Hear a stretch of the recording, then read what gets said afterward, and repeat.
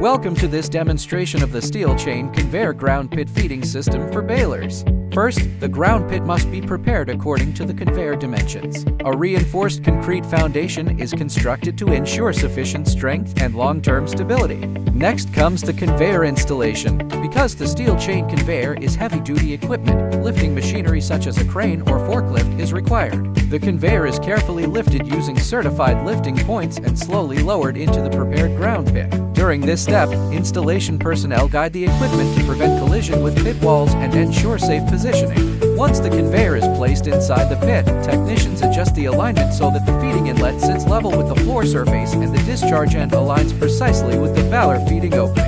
After mechanical positioning, the drive motor and electrical control system are connected. Power supply and signal connections are checked, and safety devices are verified before startup.